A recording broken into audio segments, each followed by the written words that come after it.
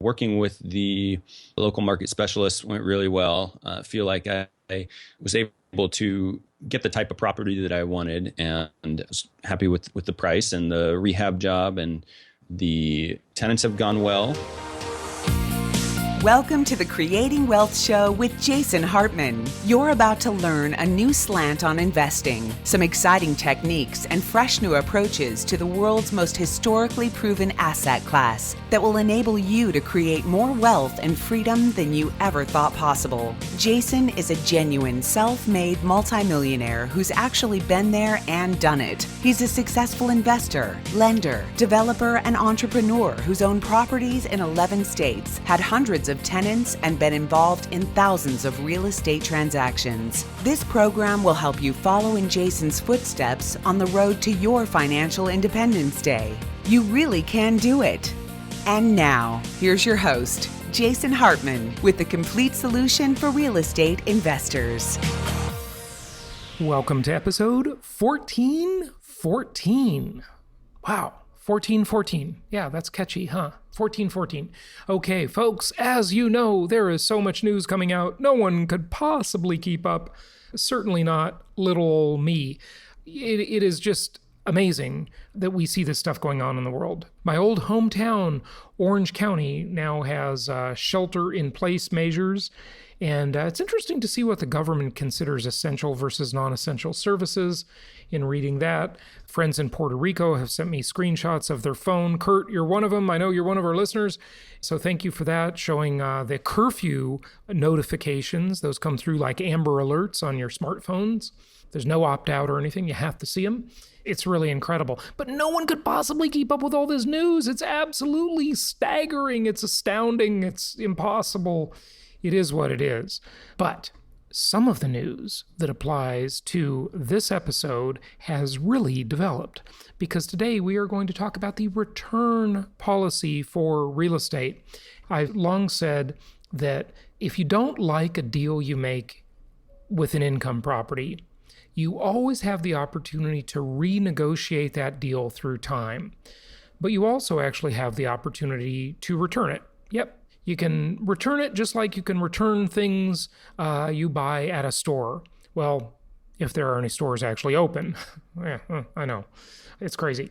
But this return policy for real estate is really interesting. Now, it's something that many, many millions of people did during the Great Recession. And speaking of recession, there are people out there, there are people in the news, there are people in the lamestream media, otherwise known as the mainstream media, who are actually saying the word if we enter a recession, or they are saying that we will not enter a recession due to the economy going into hibernation mode. They are lying. Folks, there is a 100% chance we will go into a recession, okay? It's pretty easy to predict, okay? I'm going to just take that easy one and make that prediction. We've already begun the recession, I would say, right now, okay? Let's get that out of the way. But does that mean there are opportunities? Does that mean there are silver linings to the cloud? Oh, it sure does. In fact, I will make another bold prediction for you. I predict that through this entire crisis, income property will be the best performing asset class, with the possible exception of Clorox sanitizing wipes and toilet paper. Those might outperform income property, but even then probably not, because they're not multidimensional. They're simply one-dimensional, right? Buy low, sell high, whether it be the product or the stock. Yes, either one. Income property with its beautiful, wonderful, multidimensional characteristics, I think will be the best performing asset class. And by the way, I have history backing me up for that. You know the old saying in investing, past performance is no guarantee of future performance. Well, that's true, but hey, what else can you go by? During the Great Recession, I remember maybe 11 years ago, I remember showing a PowerPoint slide at one of our Meet the Masters of Income Property events way back then. And the time when I had a lot more hair, yes, that time. And I was showing this slide and demonstrating how income property as devastating as the economic news was, I compared it to precious metals. I compared it to stock markets all around planet Earth and showed the returns of these different asset classes and showed how income property was the best performing asset class in the world. And I predict that will be the same this time around. Now, there will be restrictions. Well, there already are in some very left-wing cities, restrictions against evictions during the coronavirus pandemic. Because, hey, look, think about it. Evicting someone when there's a shelter in place or a quarantine law, okay, that's sort of hard to work that problem through, isn't it? Yes, of course it is.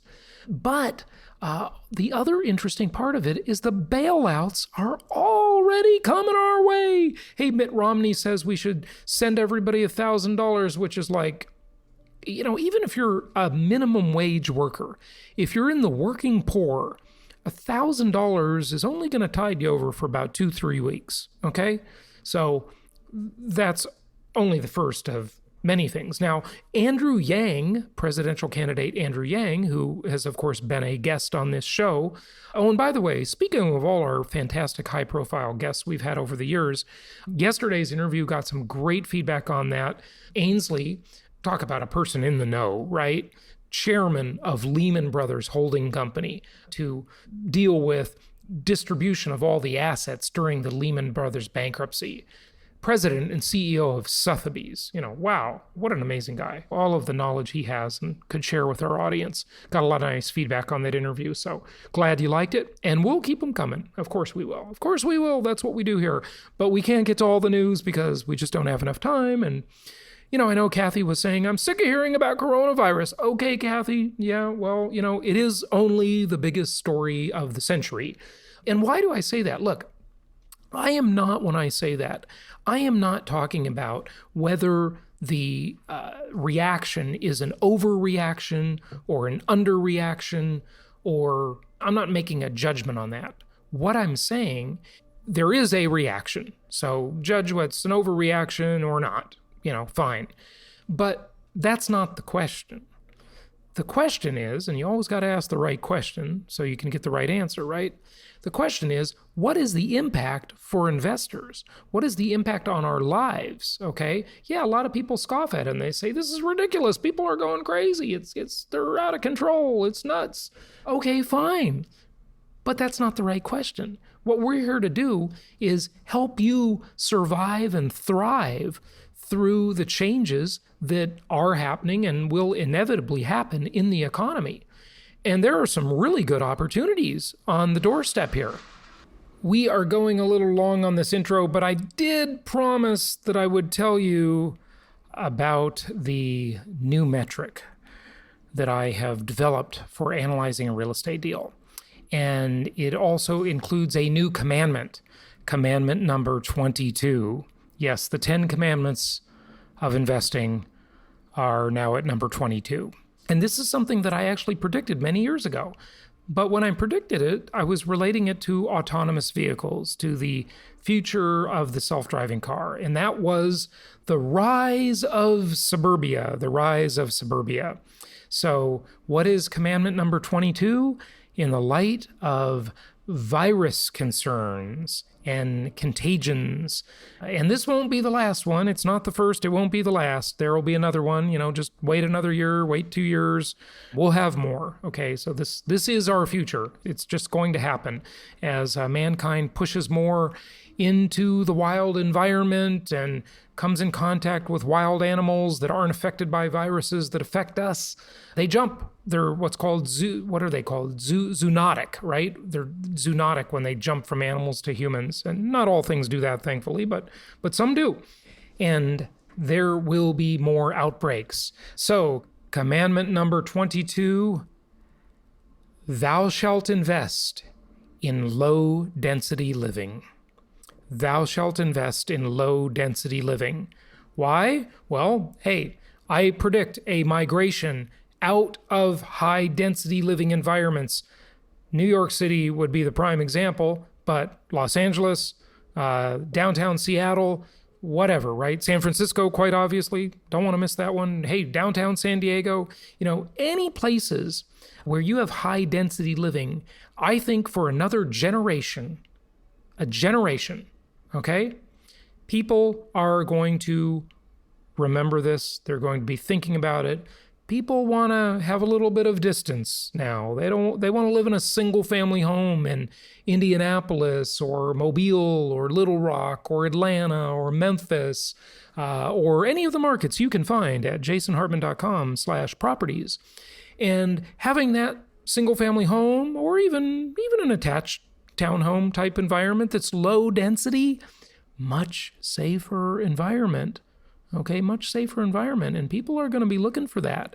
So after they are allowed to leave their home again, their mindset over the next weeks, months, maybe a year or two is going to be, hey, I want to change my lifestyle a bit. I want to live in a lower density environment. It's a lot less expensive. It's more pleasant. There are plants around. People aren't pushing and shoving. Everything's less expensive, not just the real estate. That's going to be the desirable commodity. That's my prediction. Mark my words. I created a new commandment for it, Commandment 22. So there you have it. And what is the primary metric by which you can judge whether or not you're following Commandment Number 22 about the low density investment opportunity? Well, the primary metric is something that could even happen in suburban markets.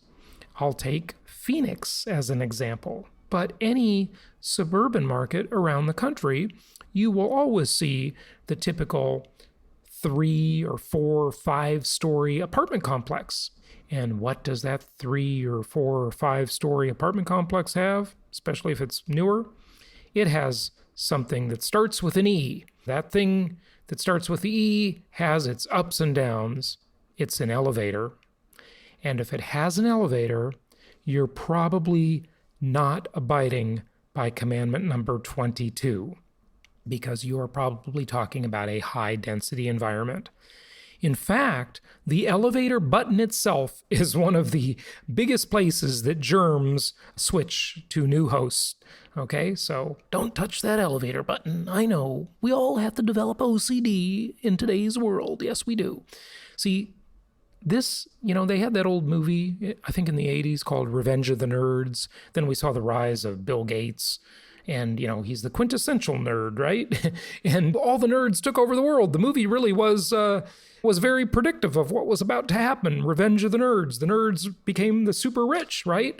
Well, now we have revenge of the loners with OCD. Because those are the ones that are not getting sick, okay? So it's a good time to be a loner with OCD, right? There you go. Okay, so Commandment Number 22, remember it. If it has an elevator, proceed with caution or don't proceed at all. All right, let's get to part 1 of the return policy for real estate. And by the way, since we recorded this segment, Italy has now put a moratorium on mortgage payments. Articles are coming out left and right. We'll try to get into some of those in a little more detail in part 2 tomorrow, talking about the bailouts, which this interview was recorded just a week and a half ago. And now there's just so much more evidence for how true what we're about to talk about, how much more true it is, okay? It's all coming back right now, right here. Okay, reach out at jasonhartman.com. Contact one of our investment counselors at 1-800-HARTMAN, and we will be happy to help you do a portfolio makeover and position your assets to survive and thrive in pandemic times. Let's get to part 1 of the return policy for real estate. Welcome. And Evan Moffic, our client, is here with us. Evan, welcome back. Thank you. It's always great to be with you. And last week was an exciting week for real estate, for stock market, and there's just a lot going on, a lot to think about. Well, you say that as though it's a positive. I guess you're an optimist, but the world is in the grips of possible epidemic. with this virus alert, and stores are sold out of water and toilet paper and pasta and rice, and Campbell's soup stock is soaring. So it's it's a crazy time. Also, Zoom, the company that helps you hold virtual meetings, their stock is way up, and boy, it's way overvalued. It looks like it's going to take a long time to grow into those earnings. I tell you. And there was a cartoon I saw it on Facebook. I think it's from the New Yorker. It was like a robber, in a mask, stopping someone on the street and saying, "Give me your hand sanitizer now." Right. Yeah. That's a new paradigm, isn't it? And people wearing masks and all, it's crazy. But the virtual home-based worker, this is the time. And the interesting thing is, it's kind of like that cliche, that metaphor of letting the cat out of the bag. Once an idea is sort of out there, it's kind of just out there. And I think this is really showing how valuable the home is and how not so valuable the office space or the commercial space is.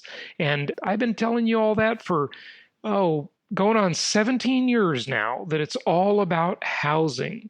They can outsource the factory jobs to China, the workshop of the world, and, at least for now.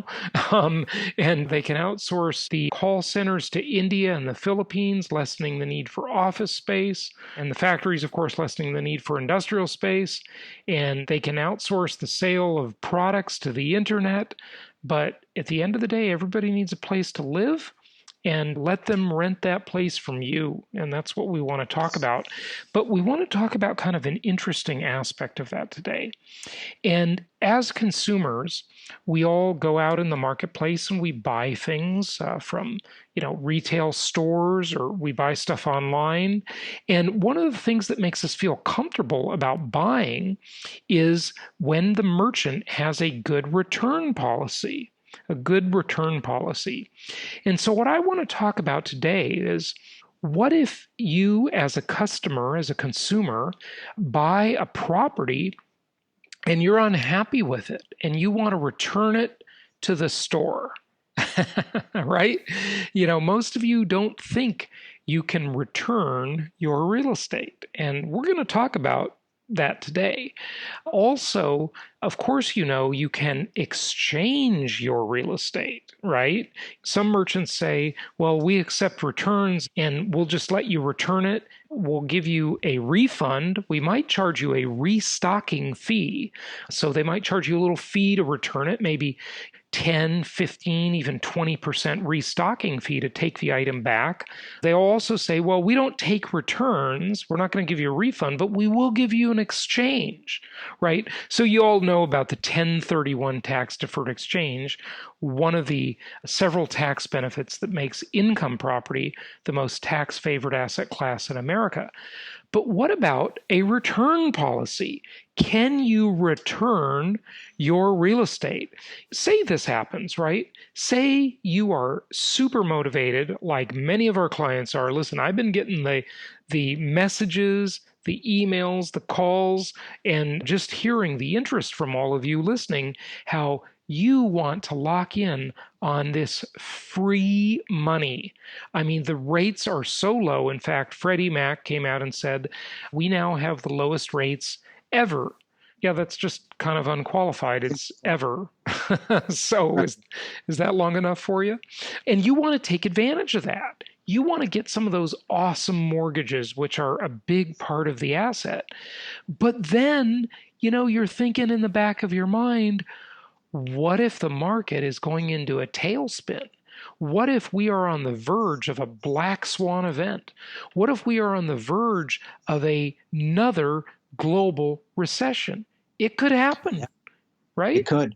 Yeah. It could. I just saw there was an essay posted on CNBC about Sequoia, the venture capital fund. Sure. That sent a letter to all of its companies, and the letter starts off talking about, this is our 2020 Black Swan event. Yeah. And so it is. It came out of nowhere. That's good. Now, one of the things that actually you just made me think of something.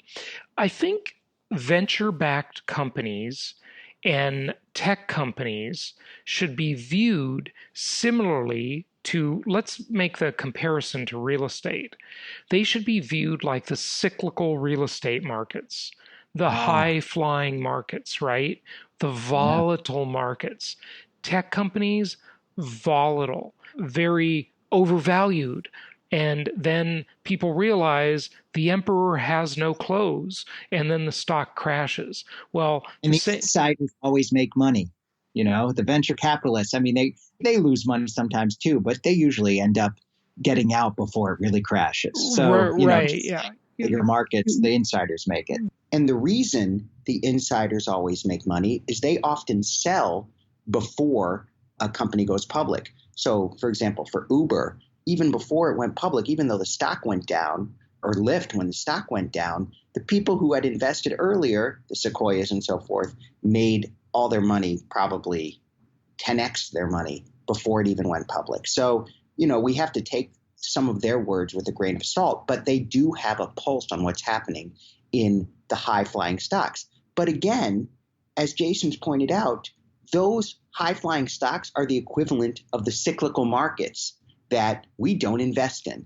We focus on, in some ways, if you want to compare it to a stock, we focus on kind of the tried and true, the Colgates and the General Mills and the American Expresses, these same kind of companies Warren Buffett, Coca-Cola, same kind of companies Warren Buffett focuses on that are consistent cash producers. Now, the disadvantage is in a bad market, even those consistently profitable stocks go way down, because they're so tied up with the market. Whereas in a recession, houses in Little Rock and Memphis, they may not appreciate, but they're not going to have the big drops that even the value-based consistent stocks would have. Evan, that's such a good point, because in Benjamin Graham's book, and Benjamin Graham is the mentor for Warren Buffett, okay? He basically says that same thing you're saying about the property markets, the linear, boring markets being the better markets in which to invest. He basically says that these sort of boring, staid companies that aren't sexy, the ones that just chug along and make money, they're undervalued because they just don't get the attention that the high-flying stocks get. And same with real estate. They don't, the linear markets don't get the attention those high-flying cyclical markets get on the West Coast in the expensive northeastern areas, or South Florida, or around the world in Paris, London, Dubai, Hong Kong, right? They're just not sexy, but they're just staid, good, conservative markets. I remember, I don't know if it was you who was teaching this or a guest on the show, but someone pointed out that a lot of these cyclical markets around the world actually have around the same RV ratios, that there's actually this consistency, like Paris would have a similar RV ratio as New York. Absolutely. Yeah, you can count it. And it's like I've done on the show before with guests. Give me one number and I'll give you the other one. I just tell them, give me the rent you're paying and I'll tell you what the property's worth. Or give me the property value and I'll tell you the rent you're paying. It's amazing how easy that is and how consistent it is around the world. So liken the venture-backed companies, the hot IPOs, the tech companies, all of these crazy stories we hear, the cryptocurrencies, those are the cyclical markets. Okay, we don't invest in those markets. We don't play like that. We're not dumb, okay? We're not gamblers, okay? I don't mean to say that's totally dumb to play that game. You can, if you've created some wealth, you can take 10, 15, 20% of your net worth and gamble with it, and you might hit a home run once in a while, okay? No problem with that. But by and large, the core of your portfolio, that 80 to 90% of your portfolio, should be in the conservative linear markets, in the dividend-paying investments, the cash flow properties, okay? The properties that follow Commandment Number 5, thou shalt not gamble, properties that make sense the day you buy them, okay?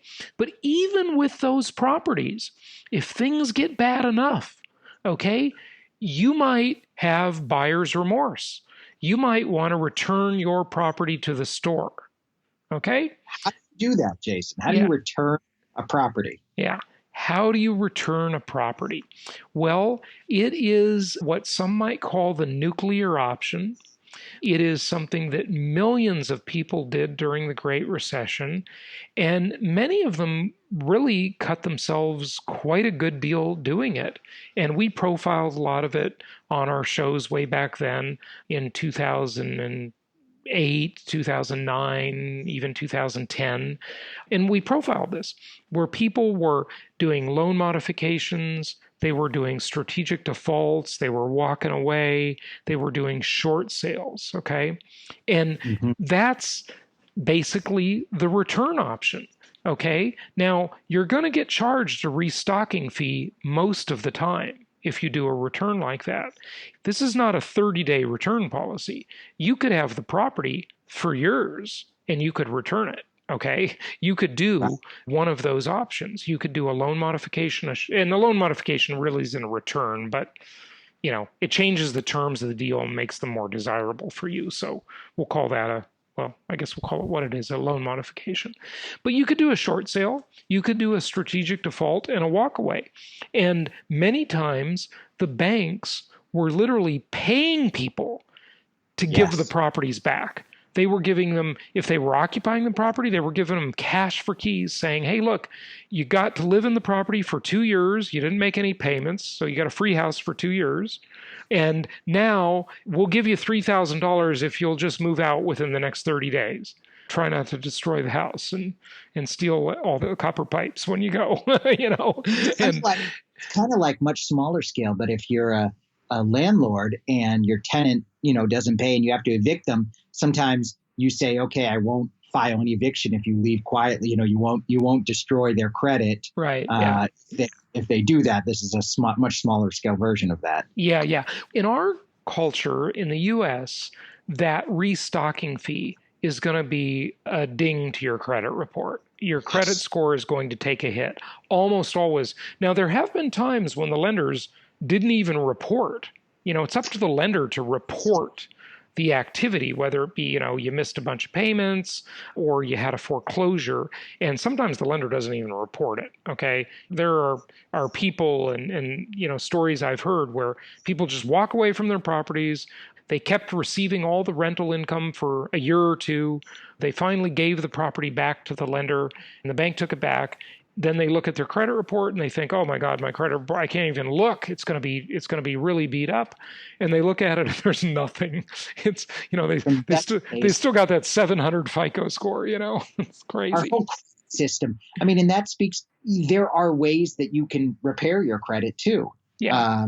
So it's not guaranteed, right, but there are a lot of ways. So in some ways, your restocking fee can be minimized. Yeah, no, your restocking fee definitely can be minimized. And there's a lot of credit repair companies out there and credit enhancement things and so forth. Some of them are marginal, some aren't. There's lots of stuff you can do, okay? You can set up additional trade lines and pay them promptly so that you improve your score that way. We've done lots of shows on credit enhancement. I was thinking about this. When you first talked about this concept, I thought, but aren't we supposed to pay back our home? Isn't that, in some ways I started thinking about it on a moral dimension, but then I said, this is part of the deal. That's when you take out a mortgage, it's you either make the payments or you return the house. Right. So this isn't, it's not, we're not violating anything. This is not an unethical thing to do. It's part of the deal. Right. And hey, by the way, you are something of a moral authority. You are a rabbi, okay? Yes. And, you study this stuff and you deal with it. Now, it would be immoral if you stripped the house, took out all the faucets, ripped the copper piping out of the walls, stole the air conditioning unit, and took all the appliances out, okay? That would be very immoral. You would be a thief and a crook. But if you simply follow the terms of the agreement is basically, and this is not a legal opinion, by the way. I'm certainly not an attorney or a tax advisor, okay? I'm just an investor with experience, okay? And lots of clients and feedback that I get from listeners and clients and so forth. But, you return the property to them if you don't make the payments. And that's the return policy. And the restocking fee is the damage to your credit report. You might be able to recover from the restocking fee much more quickly than you think. Okay? So this is a nuclear option. Look, none of us want to do this. Okay? It's not, you don't want to plan for this, but you do want to understand that real estate, just like many other products, has a return policy, in essence, okay? And there are many other things you can do to mitigate losses. I just couldn't believe the stuff I witnessed in the 90s when there was a very big recession in Orange County and everybody was doing short sales back when $75,000 was considered a lot of money. It still is, but back then it was a lot more than it is today. Just go adjust for inflation, listeners. You know how to do that. We talk about that all the time. And I remember one time, this wasn't my client, but it was a friend of mine, another realtor friend. His client sold a property in Tustin Ranch, which is on the Irvine Ranch in Orange County, California. And they were $75,000 short. And the lender just reduced the loan balance by $75,000 so they could move out, do a cooperative short sale, and just let the new buyer take over the property. And that was during a recession when values had gone down a lot. So it's truly amazing how durable this asset class is and how many ways there are to deal with issues and problems and setbacks. It's multi-dimensional, and it's just absolutely beautiful in that way. Many people during the Great Recession were literally getting paid, and Bank of America was one of the big ones doing this, calling investors, not even homeowners, investors who owned rental properties, calling them up and saying, look, if you will do what we call a cooperative short sale, we're going to make it really easy for you. You don't have to supply us with any documents, no tax returns, in other words, what was happening to do short sales in some cases was you'd have to do the opposite of qualifying for a loan. You'd have to unqualify for a loan. You'd have to show the lender that you couldn't afford the loan, that it was a hardship for you. Whereas when you buy the property, you're trying to show your best self. It's like being on a first date, right? Oh, I'm so well qualified and responsible. And then, 5 years later, when you want out of the deal, you're saying to the lender, I got a hardship. I can't pay the payments. Let me go. Well, this is one of the reasons you teach that a high loan balance is great insurance. Yeah. Because the banks will work with you if you owe them a lot of money. Yeah. Whereas if you paid all their money back, what incentive do they have to work with? If you paid them most of what incentive they have to work with you? Absolutely true. Join us for part 2 of the return policy for real estate on tomorrow's show. So the next episode will have part 2 of this, and we will dig in even further to this discussion. And we'll also, of course, have another intro to update you on a lot of news and how it is affecting investors. We'll talk to you tomorrow. Until then, happy investing. Thank you so much for listening. Please be sure to subscribe so that you don't miss any episodes. Be sure to check out the show's specific website and our general website, hartmanmedia.com, for appropriate disclaimers and terms of service. Remember that guest opinions are their own, and if you require specific legal or tax advice or advice in any other specialized area, please consult an appropriate professional. And we also very much appreciate you reviewing the show. Please go to iTunes or Stitcher Radio or whatever platform you're using and write a review for the show. We would very much appreciate that. And be sure to make it official and subscribe so you do not miss any episodes. We look forward to seeing you on the next episode.